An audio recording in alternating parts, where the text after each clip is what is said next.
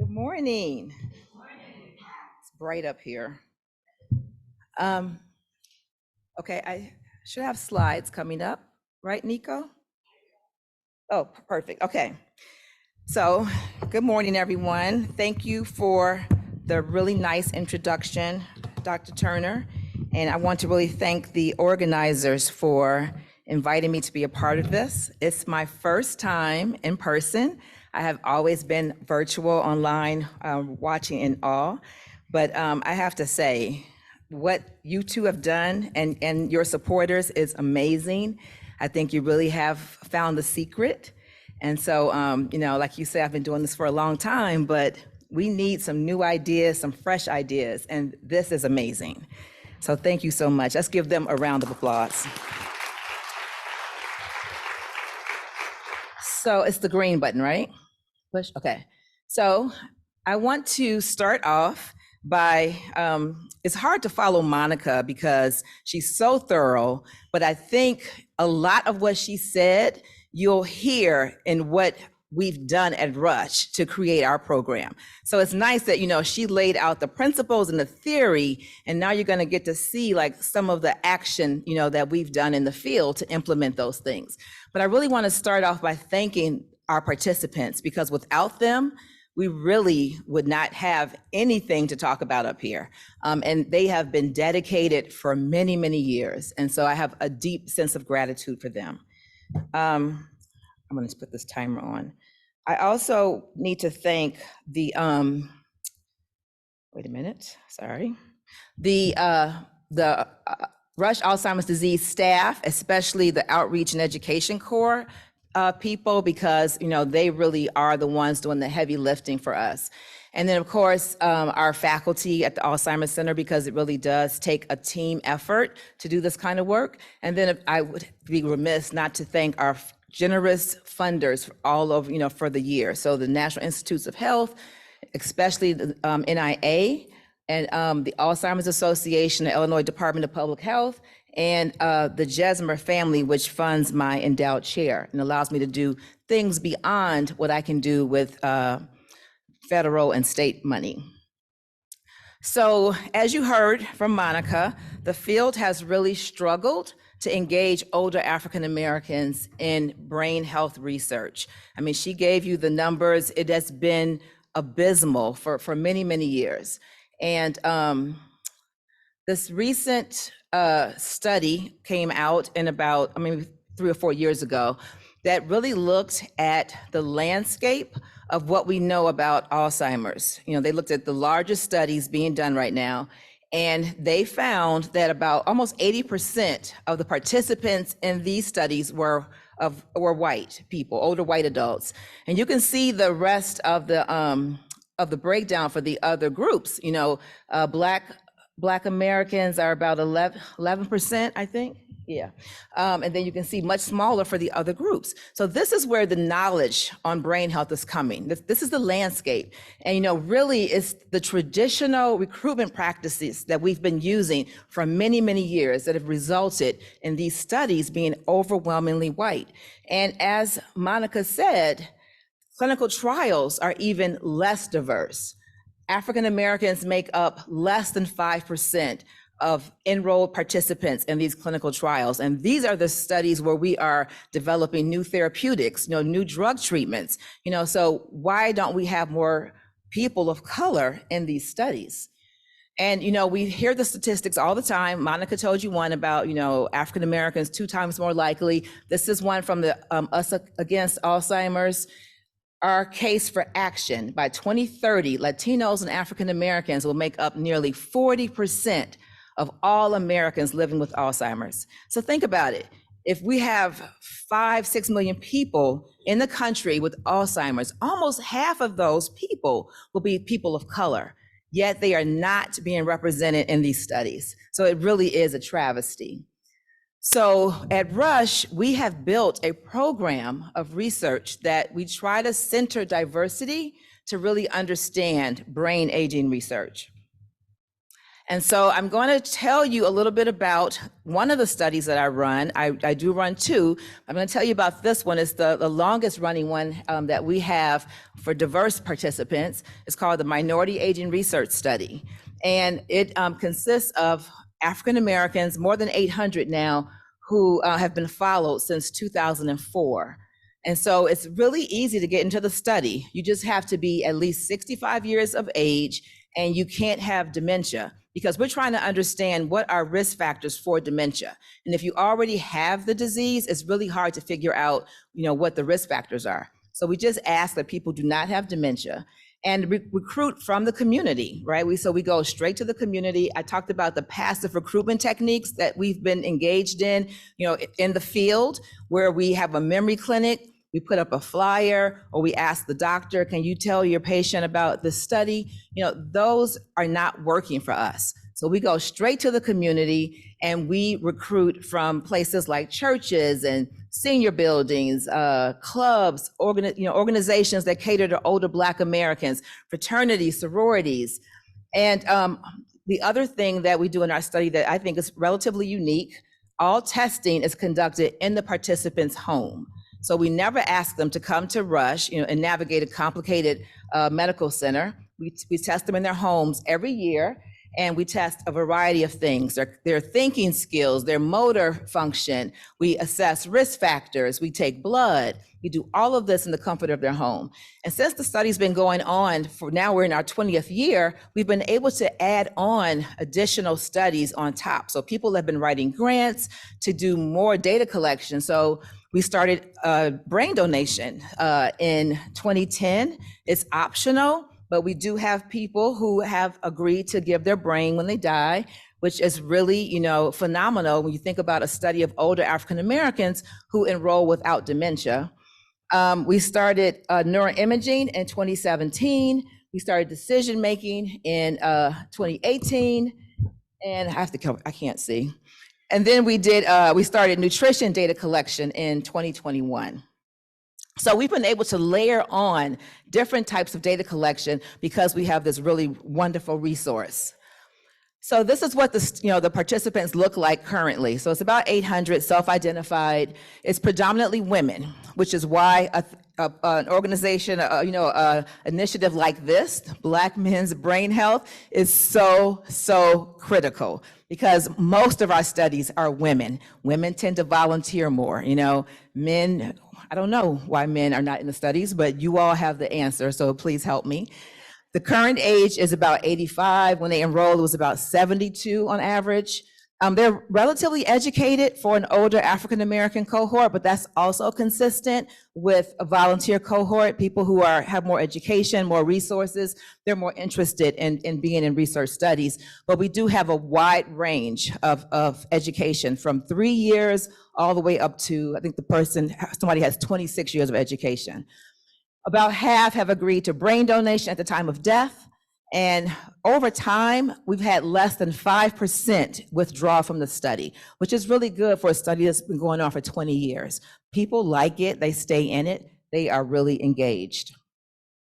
So, Robert told me this is not a scientific conference, so I'm not going to talk about science. I want to talk about what I feel in the 20 years we've been doing this are some of the steps to engage, retain, and sustain these relationships. And a lot of this you've already heard from Monica, and I hope that you will be able to see some of the similarities. There may be some differences, and I am also continuously learning.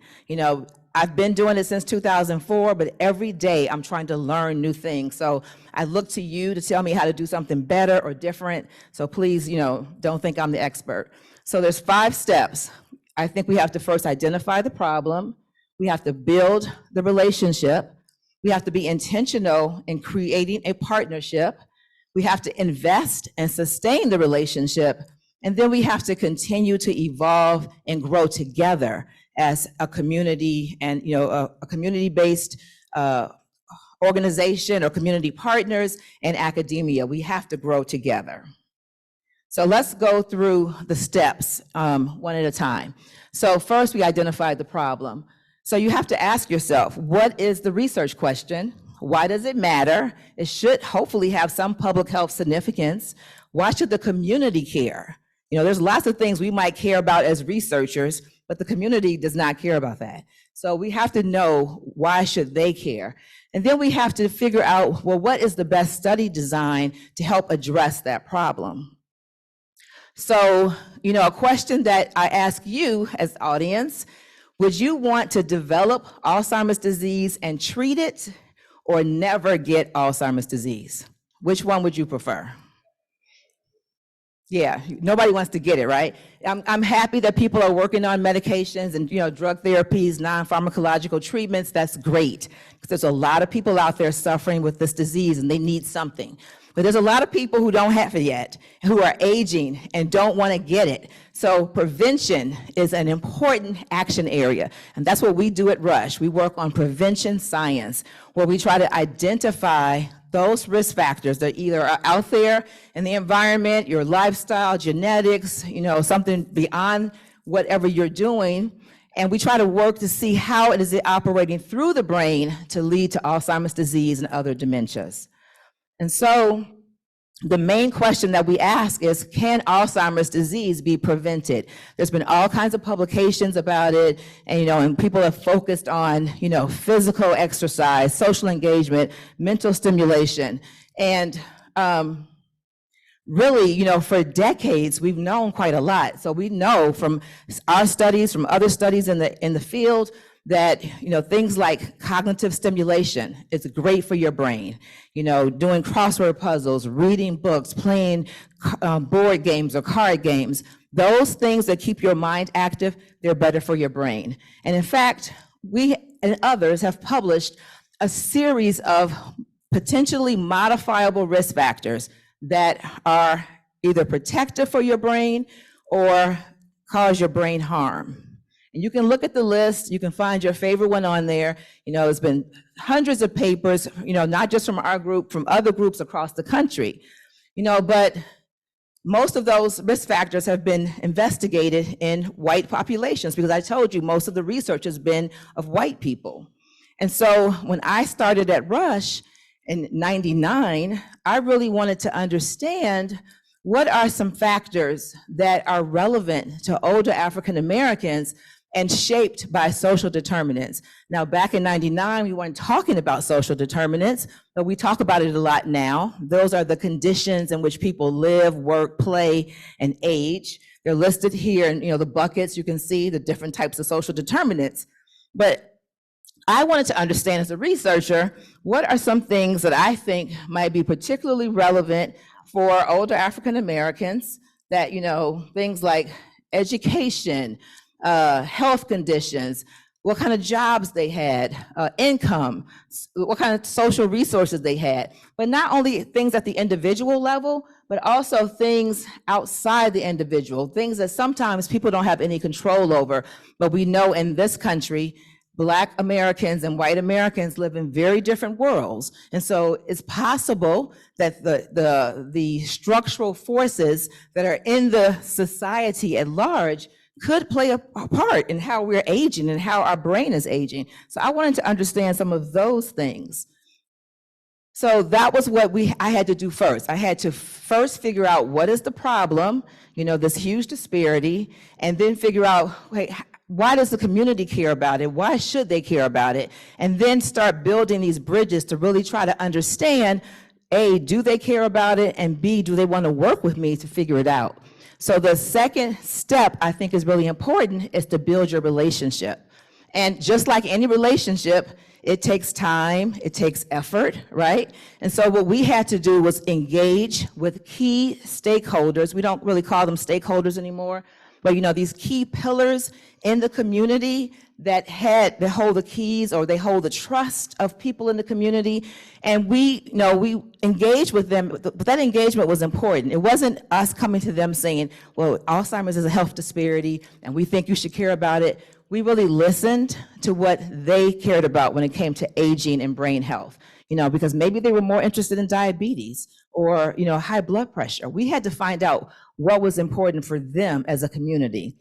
And then we had to work with those established pillars in the community because we knew that they already had the trust of the community. The community didn't know us. Now, I'm a Black American. I'm from Chicago. I live in Chicago. I'm working on the south side of Chicago, but I also represent a white institution, Rush. So I had to prove myself as well. You know, I don't get a card just because I look like everybody else. So we had to really work with these staples in the community to let them know that we were on the same page. And it had to be a mutually beneficial relationship. And as Monica told you, our tenet was always to give first. So I started at Rush in '99, and I didn't get my first R01 until 2004. Not because I couldn't get it, it's because we were in the community giving first before we asked anything of the community. And we really saw the community as partners, not as people we were doing research on. They were people we were working with who we wanted to hear what they had to say. I think the other thing in building the relationship that we had to come to grips with was to understand the barriers and identify strategies to overcome them. And one of the barriers was time. You know, we have grant deadlines. We're trying to go up for tenure. We have all these pressures. The community does not care about that. We had to adjust to their timeline and do things at their pace. And that was something we had to understand to work with the community. Also, we learned that there was a lot of unfamiliarity with the research process. So we had to take time to explain the process with humility.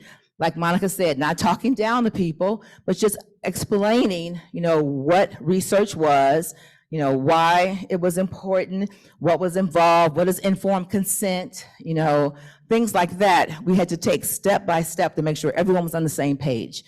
And we had to raise awareness about the issue because we learned that everyone did not believe that Alzheimer's was an issue. Either they thought, this is a disease that only white people get, or this is something that's supposed to happen when you get older and there's nothing you can do about it. So we spent a lot of time educating and raising awareness about the issue. And then we had to address the medical mistrust that has happened in the field. Because of structural racism, we had to acknowledge it. You can't be scared to talk about the past abuse that's happened. People remember, we have an oral tradition in African-American culture.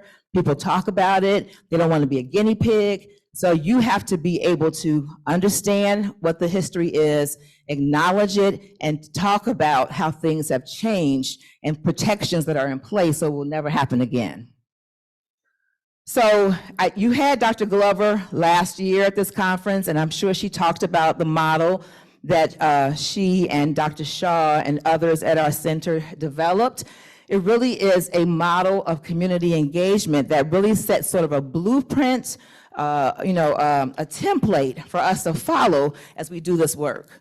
And wait a minute.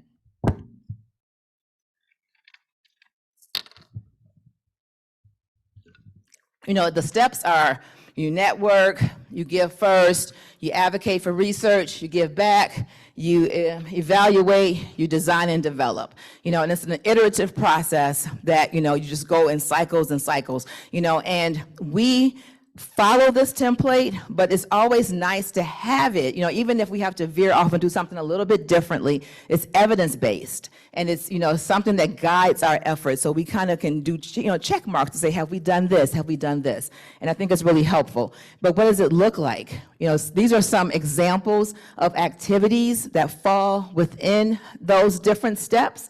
And I'm not going to go through them. I'm sure that she talked about this last year, but again, these are sort of like a framework for us to work from and know when we are hitting the mark on different things. And so I want to just show you, what does it mean in real life to do some of those things? So this is a picture of me. There was a tennis group that we learned about that had been getting together for 40 years, playing tennis. And so we went out to the park where they meet, took food, and, talked about brain health and, and what they could do to stay healthy and stay, young and fit. And, and at the end, of many of these types of presentations, we then invite them to be a part of the study.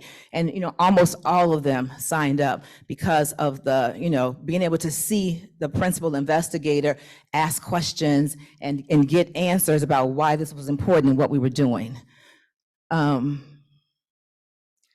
We have a number of other things that we do in the community. And I think the thing that really, really, I can't stress enough is that if you're running a study, you need to be out there on the ground. Do not just think it's your team, it's your staff. No, they want to see you too. They want to know, are you as invested as they are? So we are out there in the community, doing health fairs, giving awards to community members, having informational, social service events, dissemination of our results, whatever it takes. We're out there constantly in the community.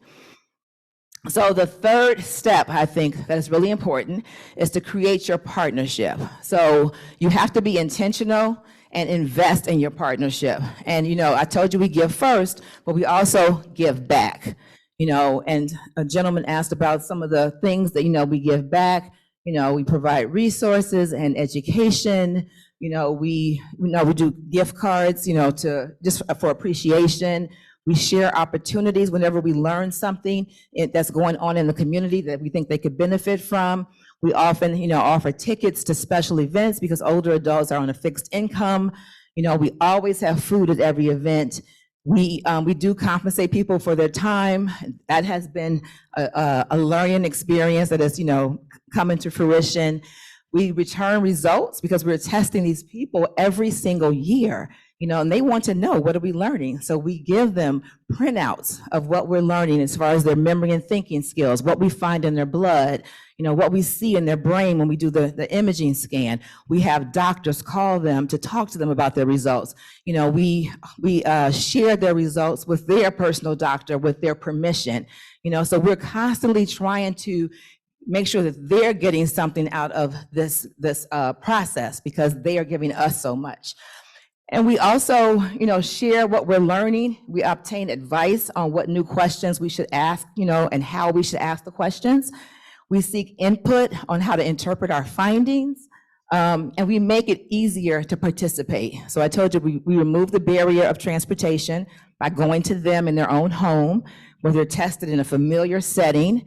We let the participants select their testing times, and we adjust to their schedule. So it's not like, well, our RA only can come at this time. No, we make it work, even if it's on a Saturday. We employ staff from the community who reflect the community, because people are going into these people's homes. We want them to feel comfortable, the participant to feel comfortable, to feel like, this is somebody from my community who looks like me, and I can sit down and be myself with this person. So that has been very important in our experience. So, because we've been able to do this, we've now been able to answer questions, and add to some of the risk factors that I showed you earlier, right? So we now know things like social activity, are important for brain health in Black people. We know that, having an expansive life space, we ask people how big their life space is.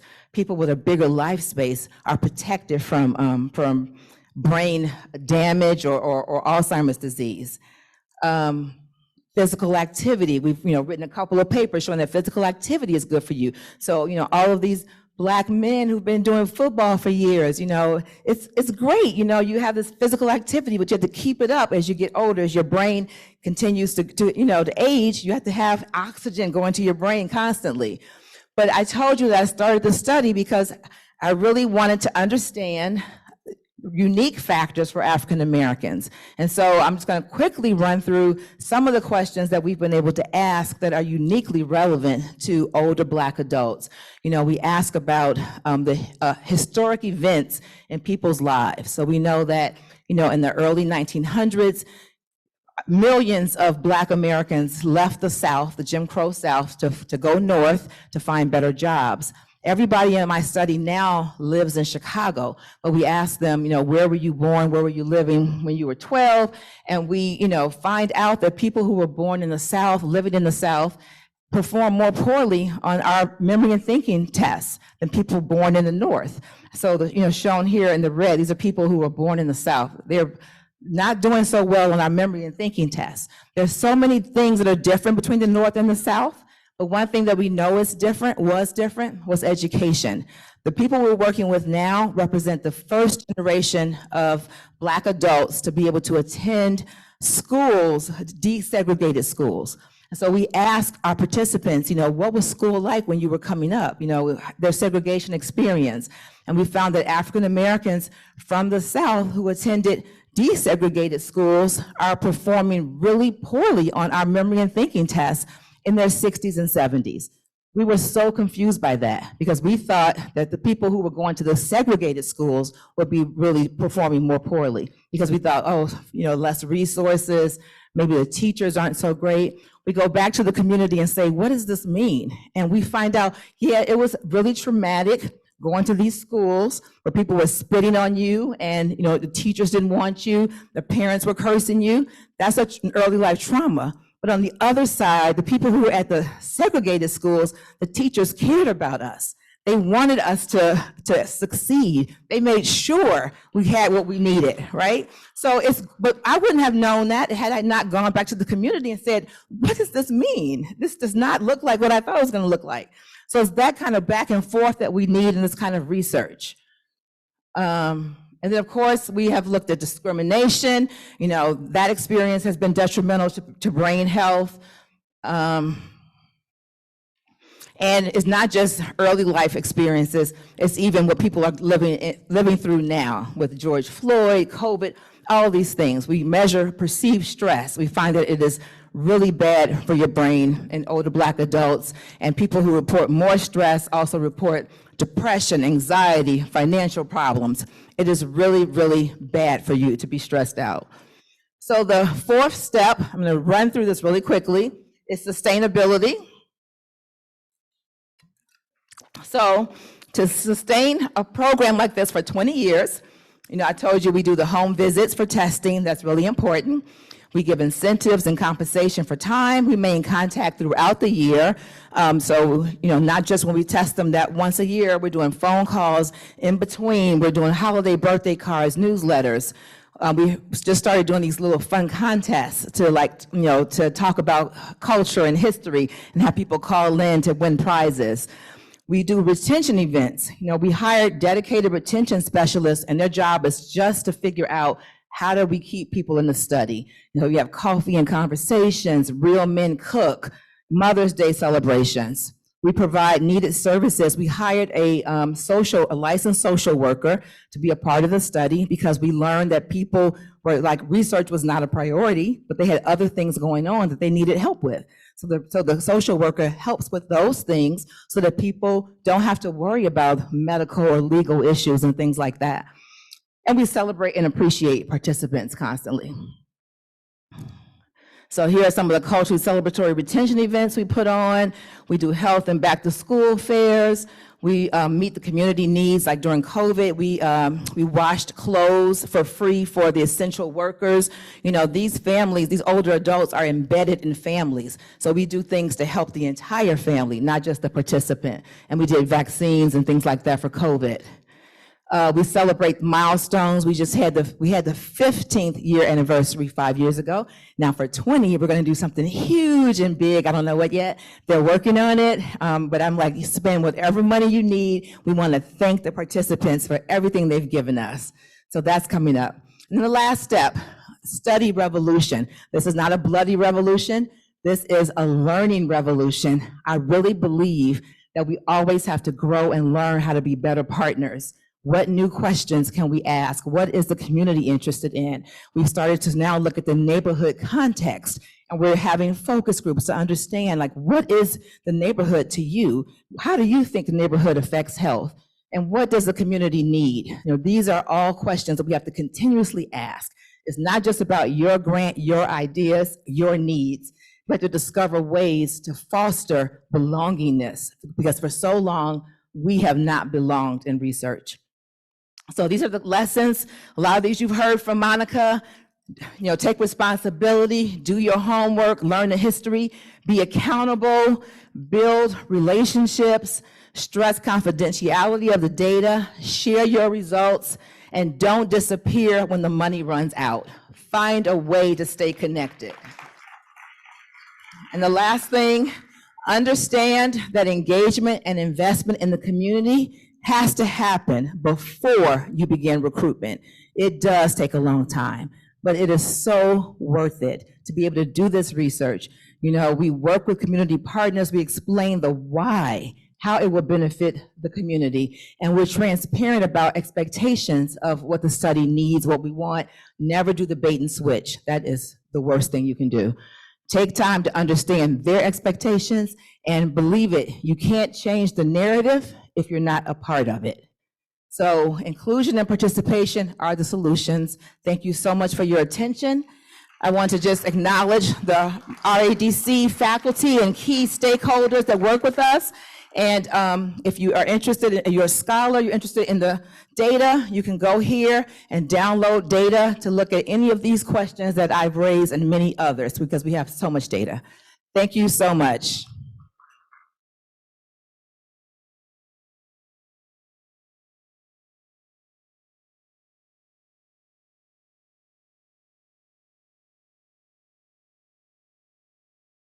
Lisa Barnes, one more time. So we're going to sit here. I'll give you this back.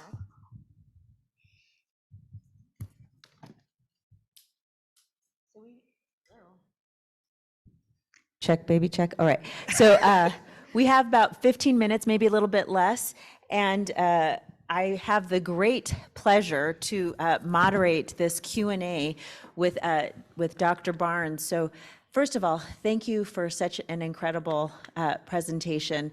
Every time I hear you speak, I always learn so much. I'm always inspired, and I'm always driven to do better. So thank you so much. Incredible, and yet another incredible talk. And I have so many questions for you. I would like to do this and just ask you all the questions, but I'm not going to be greedy, y'all. I'm not going to be greedy. So I want to open it up to other people first. Oh, okay. And here come the hands, and we'll see. So you, sir, right Don't there? forget, I'm still learning, so. Yeah, and we have one of our wonderful volunteers, thank you, Amanda, looks like she is going to be helping us with the mic. Go ahead. Isn't that light so bright? It is very bright, yeah, sorry. Dr. Lisa Barnes, it's a great talk. Jonas Geda have been following. So I think we have been on a similar timeline of career trajectory. Really, your work is just quite amazing, significant, and innovative, truly. And I bet you don't have difficulty discussing significance in innovation in your work. And I just want to, I read at one time a review by Kyle Erickson, the son of Eric Erickson. Kyle was the president of American Sociological Society at one time. And he had a timeline about education among African Americans. I think in 1906 or at some point, it was illegal to make an African American literate. If you are found teaching ABCD or addition 2 plus 3, it was, I think, criminal or some illegal. It was quite striking. So this is not long time ago. Right. So I think, can you reflect on this and on its potential impact on education? Thank you. Yeah, that's a really great question, and you're spot on. It was illegal. People could be probably, I don't know, shot, killed, lynched, who knows, to teach a Black person to read. Now, the people in my study, they were born in the 20s and 30s. So, by that time, the laws weren't like that, but you can think about this is a generation not far removed from that, right? It was their parents who probably had to learn to read and write in the darkness, hidden in the shadows. And so we have this generation here who have fought to have opportunities and to have education, but I think the implication is that we're testing people with these neuropsychological tests that were designed and made for white people, and we're giving them to people who are the first generation of people able to go to school legally, learn how to read, and then when they don't perform as well, we're like, oh, it's Alzheimer's. We have to change the narrative. We have to be able to look at the context of how people came up. What are the factors that are influencing test performance, and look at it from that lens. I think that to me is the biggest implication of what we're finding, because in the clinic, no one asks, where were you born? They just give them the test, right? They don't ask, what kind of education did you have? Did you go to a segregated school? We're learning that all of these contextual factors matter immensely for older African Americans. Now, maybe that won't be the case for, my children and the next generation, right? Because maybe education will be equitable for everyone. We can only hope. But this is what we're dealing with now with this generation of Black Americans.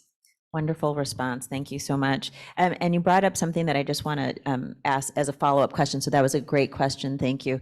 But what you just talked about in terms of some of the issues around construct validity with our measures and how they really haven't been validated so many times with the populations we're seeking to work with.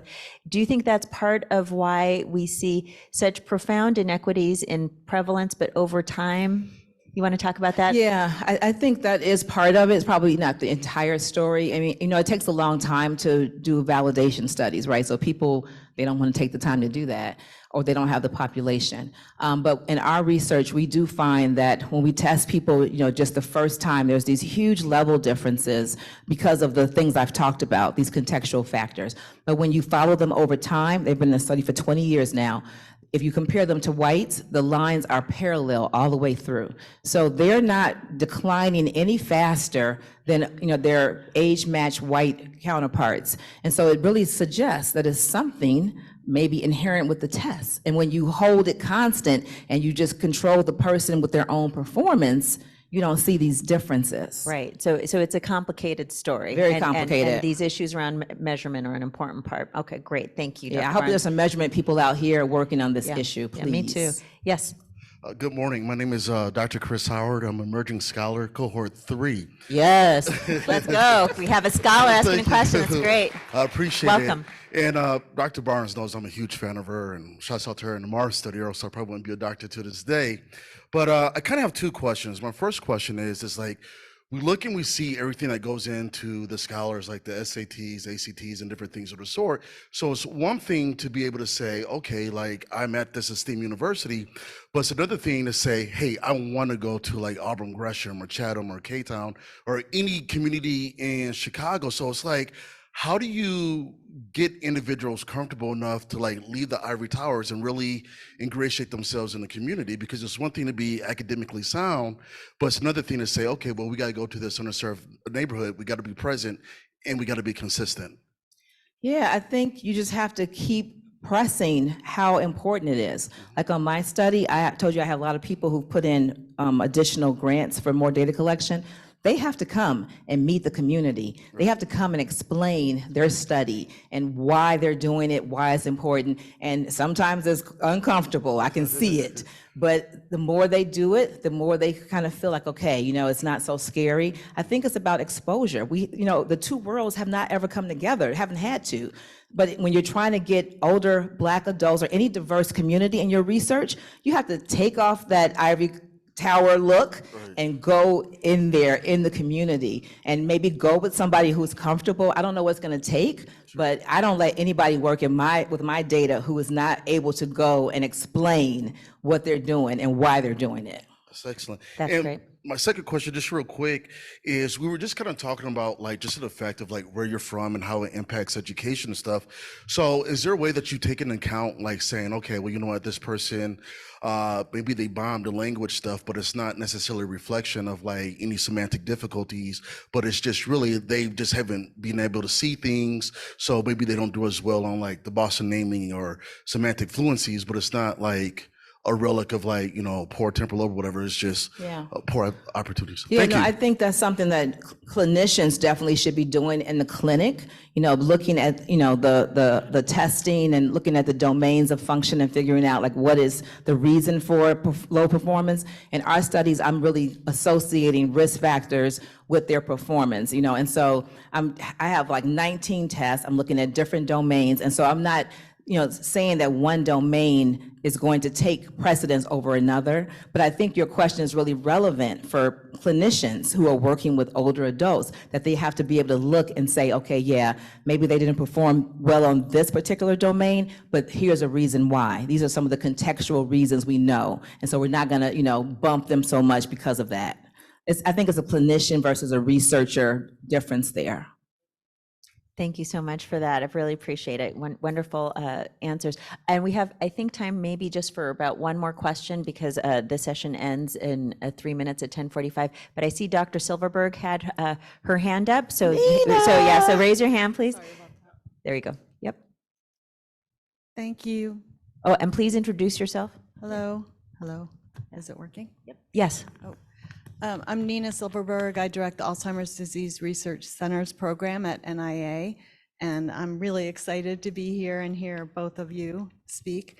My question kind of follows on the previous question, and it's really for both of you. I know you've both given a lot of thought to this. It's about race-based norms.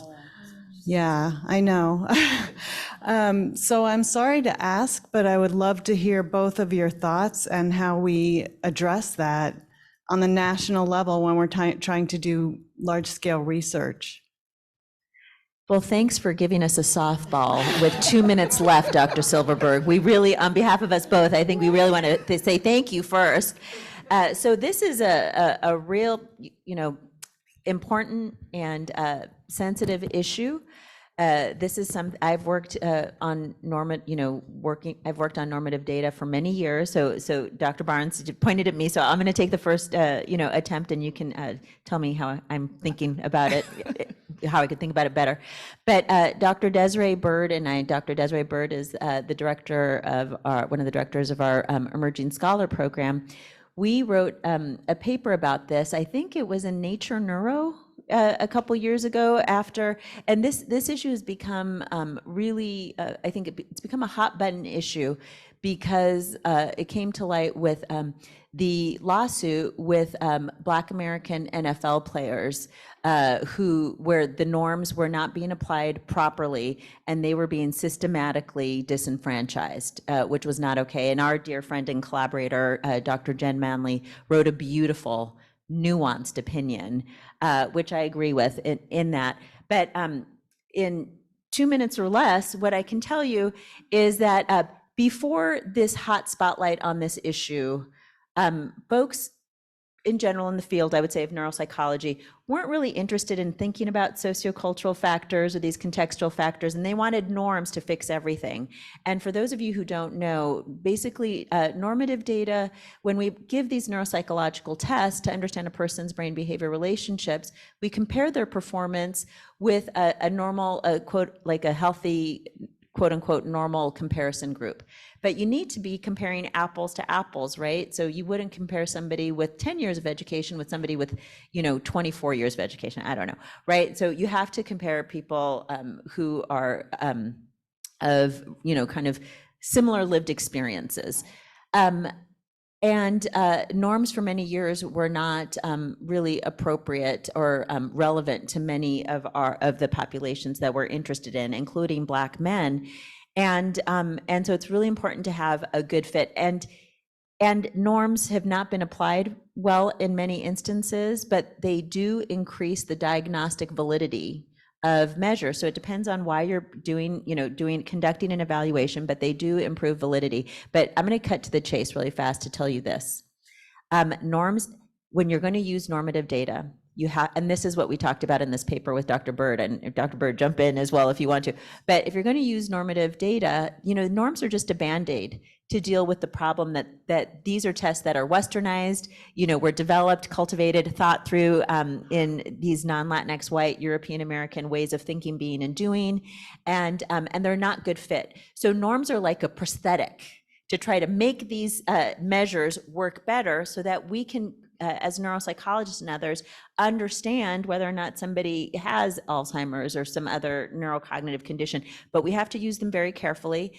And as a temporary fix, if those norms are a good match for a particular person, maybe you could use them, but you have to work very cautiously and work very conservatively, because oftentimes they are not.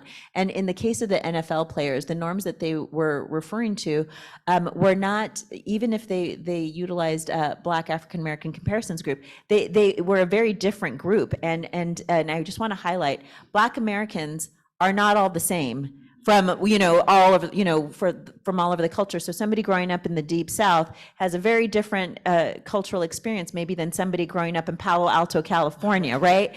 And it's a diverse diaspora, just like the Latinx diaspora and everybody else. So we have to be very careful when we use them, and you have to make the case that they're a really good fit. And in the case of the NFL players, those norms were not a good fit. Right. Yeah, I don't know if you want to add anything.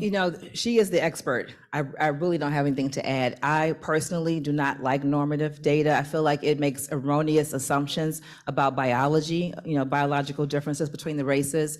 I don't have to deal with it because I only study Black Americans. I'm not comparing them. They're compared to themselves. I think normative data, like you say, can be useful in the clinic. But as Nina knows, we are very interested in this issue in the Alzheimer's field because we have people who are, coming in with these test scores that are lower, and we want to have a committee of experts, so you'll be contacted, to come and talk to us about what we should be thinking about when it comes to normative data. Right, and again, the bottom line is we need to look at, we want converging evidence clinically or in research, looking at sociocultural factors, quality of education, acculturation, language, all of those things, not just one score, not just one norm. If you use those norms, you have to be so very careful, and that's a very high nuance issue. But I encourage you to read our paper in Nature Neuro to see what you think about it. And we're at time for this session, but we have refreshments in the back, and we'll be back in about, is it 10 minutes? 5 minutes? 5 minutes? 7 minutes. Thank you very much, everybody. Thank you.